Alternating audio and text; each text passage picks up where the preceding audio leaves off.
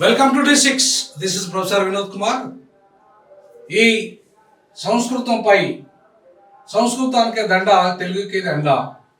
సంస్కృతంపై పునరాలోచన చేయాలి వెంకయ్య నాయుడు, మాజీ ఉపరాష్ట్రపతి. ఇవాళ ఎందుకు ఈ సంస్కృతాన్ని వీళ్ళు ఇంటర్ బోర్డు అమలు చేయాలని చూస్తున్నది? దానికి ప్రభుత్వం అండగా ఎందుకు నిలబడుతున్నది?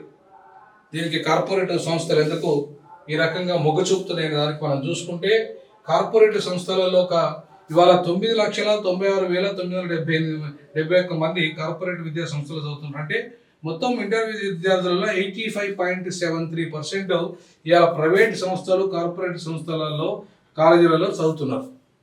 ప్రభుత్వ పాఠశాలలో, ప్రభుత్వ కళాశాలలో, ఇంటర్ కళాశాలలో చదువుతున్న వాళ్ళు కేవలము 1,42,245, అంటే 14.26% మాత్రమే వాళ్ళు చదువుతున్నారు. అంటే ప్రభుత్వం ఎట్టి పరిస్థితుల్లో ఇంటర్ విద్యను పూర్తి స్థాయిలో ప్రైవేట్ వాళ్ళకి అప్పచెప్పేసింది. 85% వాళ్ళే, అంటే నారాయణ, శ్రీ చైతన్య,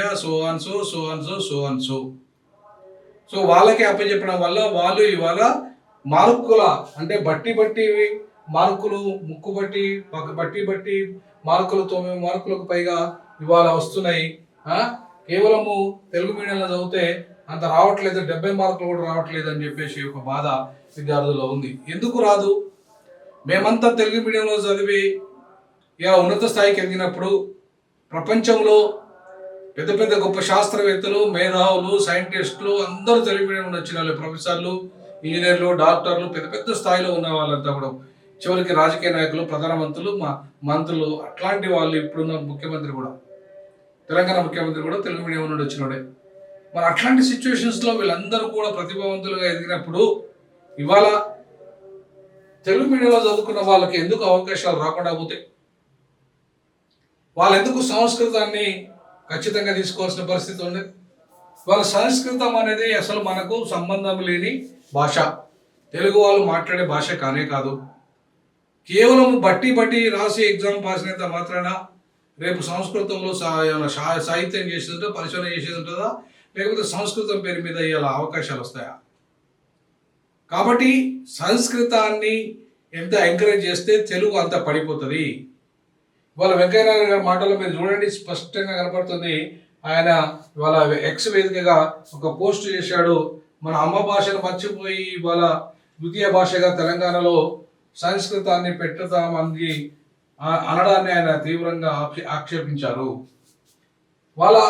మన భాషను, సంస్కృతాన్ని బోధించడం తప్పు కాదు, కానీ విద్యార్థులకి మార్కుల పేరుతో ఇలా మొత్తం సంస్కృతాన్ని రుద్ది, వాళ్ళ మీద కార్పొరేట్ సంస్థలు రుద్ది తెలుగును ఇలా దూరం చేసేసి, తెలుగును ఇవాళ మన ప్రజలకు దగ్గర కాకుండా చేసేసి, ఇవాళ తెలుగులో చదవాల్సిన వాళ్ళందరికీ ఇలా ఆ నూతన విద్యా విధానము ఇవాళ త్రిభాషలో తెలుగు వద్దని చెప్పలేదు, తెలుగును కూడా కంపల్సరీగా నేర్చుకోవాలని చెప్పింది. కాబట్టి తెలుగు, హిందీ అండ్ ఇంగ్లీష్ అని చెప్పింది, సంస్కృతం అని ఇక్కడ చెప్పలేదు. కాబట్టి ఈ సంస్కృతాన్ని మనము ఎట్టి పరిస్థితుల్లో ఎంచుకోకూడదు, తెలుగుని ఎంచుకోవాలని చెప్పేసి వారు అభిప్రాయపడతారు.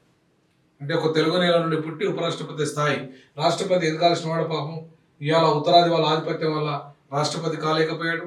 ఈ దేశంలో ప్రధానమంత్రి దక్షిణాది కావాల్సిన వాడు ఆ అవకాశం కోల్పోయాడు, చివరికి రాష్ట్రపతి అవకాశం కోల్పోయాడు. అట్లా ఉంటుంది ఆ పరిస్థితి. ఆ విషయాన్ని ఆయనకు తెలుసు ఆ విషయం. కాబట్టి ఇవాళ ఉత్తరాది ఆధిపత్యము, ఈ సంస్కృతము, హిందీ అండ్ సంస్కృత్ అనే ఈ రెండు ఆధిపత్యం, వీటి ఆధిపత్యం కోసము ఈ అఖండ భారత నిర్మాణంలో అత్యంత కీలకంగా ఈ భాషలు, ఆర్య భాషలు, సంస్కృత భాషలు, బ్రాహ్మణ భాషలు, హైందవ భాషలు, వాటిని అభివృద్ధి చేయడంలో భాగంగా మెల్లమెల్లగా ఇవాళ చొప్పించడంలో భాగంగా ప్రతి రాష్ట్రంలో ఇవాళ తమిళనాడులో చాలా సీరియస్గా వాళ్ళు ద్విభాష విధానంలో వాళ్ళు తమిళ అండ్ ఇంగ్లీష్ మాత్రమే అనువదిస్తున్నారు, హిందీకి అవకాశమే లేదు అక్కడ. కానీ ఇక్కడ త్రిభాష సూత్రంలో తెలుగు అనే దాన్ని పక్కన పడేసి సంస్కృతానికి ఇవాళ పెద్దపీట వేస్తే ఏంటి పరిస్థితి?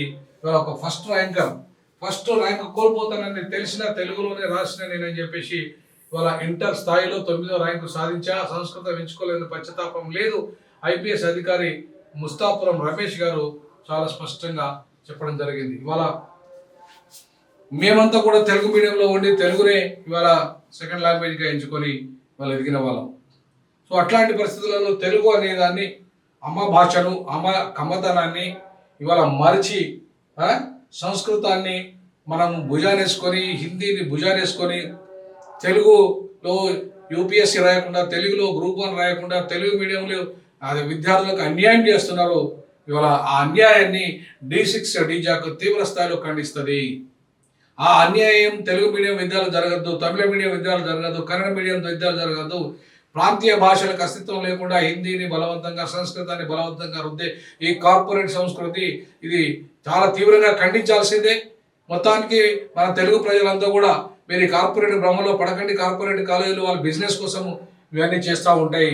ఇవాళ వాళ్ళ ఉత్తరాది ఆధిపత్యంలో వాళ్ళు చేస్తున్న అక్రమాలకు అండగా నిలబడడానికి ఇవాళ వీళ్ళు చేస్తున్న అక్రమాలకు అండగా నిలబడడానికి బీజేపీ ఒక రకంగా సహకరిస్తున్నట్టుగా ఈ భాషను ప్రోత్సహిస్తున్నట్టుగా ఇవాళ తెలుగు భాష మీద ఒక రకమైన పెత్తనం ఈ సంస్కృతము హిందీ భాషలు చేస్తున్నాయి. కాబట్టి ఇవాళ తెలుగును మనం కాపాడుకోవాలా, తెలుగులోనే రాయాలి, తెలుగులోనే చదవాలి, తెలుగులోనే ఇవాళ జడ్జిమెంట్ రావాలి, ఆఫీసర్ తెలుగులోనే సర్క్యులర్స్ ఇవ్వాలి. తమిళనాడులో తమిళ ప్రజలు ఎట్లయితే తమిళ భాషను ఎంత గొప్పగా ఆదరిస్తారో తెలుగును అంత గొప్పగా ఆదరించాల్సిన అవసరం ఉంది. అది తెలంగాణ అయినా ఆంధ్రప్రదేశ్ అయినా ఈ 2 రాష్ట్రాల్లో తెలుగు రాష్ట్రాలే. కాబట్టి ఈ 2 రాష్ట్రాలలో కూడా ఖచ్చితంగా తెలుగుతనాన్ని ఉట్టుపడే విధంగా మన చదువు అంతా ఉండాలి. అమ్మ భాషలోనే చదువు ఉండాలి. కమ్మతనం అమ్మ భాషలోనే ఉంది. దేశ భాషలందు తెలుగు లెస్స అనే నానుడిని మనం అమలు చేయాల్సిన అవసరం ఉంది. ఆ దిశగా అడుగులు వేయాల్సిన అవసరం ఉంది. వెంకయ్యనాయుడు గారు కూడా అదే విషయం చెప్తున్నారు. సంస్కృతంపై పునరాలోచన చేయమని మేము కోరుతున్నాము. లేదంటే రానున్న రోజుల్లో ఖచ్చితంగా ఇక్కడ చదువుకునే ఉత్తరాది వాళ్ళు తెలుగు భాషను నేర్చుకుంటే తప్ప వాళ్ళు మొదటి నుండి ఫస్ట్ ఇయర్ నుండి చదవలేరు. స్కూల్స్లో తెలుగులో ఉండాలి, ఇంటర్లో తెలుగే ఉండాలి, అలాగే డిగ్రీలో తెలుగే ఉండాలి. వాళ్ళ అనివార్యంగా తెలుగు అనేది వాళ్ళ మ్యాండేటరీగా ఉండాల్సిన అవసరం ఉంది. ఉత్తరాది వాళ్ళు ఇక్కడికి వచ్చి తెలుగు నేర్చుకోరు. మనం అక్కడికి పోతే మనకు మాత్రం హిందీలో మాట్లాడాలి, వాళ్ళు ఇక్కడికి వచ్చినా మనం వాళ్ళతో హిందీలో మాట్లాడాలి, వాళ్ళు తెలుగు మాట్లాడారు. మరి ఇదేంటి ఆధిపత్యం? వాళ్ళ భాషల ఆధిపత్యాన్ని ఇంకెంతకాలం కొనసాగిద్దాం? ఇంకెంతకాలం ఈ ఉత్తరాది భాషల ఆధిపత్యాన్ని కొనసాగిద్దాం? తెలుగు భాష అస్తిత్వాన్ని ఆత్మగౌరవాన్ని ఎందుకు కాపాడుకోకూడదు మనం? సో తెలుగు భాష అస్తిత్వాన్ని ఆత్మగౌరవాన్ని దెబ్బకొడుతున్న ఇంటర్మీడియట్ను ఖచ్చితంగా ప్రశ్నించాల్సిందే. కార్పొరేట్ సంస్థలు విద్యా సంస్థల వల్లనే ఇది దుర్గతి జరుగుతుంది. కాబట్టి కార్పొరేట్ విద్యా సంస్థలు అన్నింటిలో కూడా తెలుగును మ్యాండేట్ చేయాల్సిందిగా డిమాండ్ చేస్తున్నాం. జై భీమ్, జై పూలే, జై పెరియార్. కామెంట్స్ విపరీతంగా మీరు కూడా ఈ విషయంలో రాయండి, తెలియజేయండి.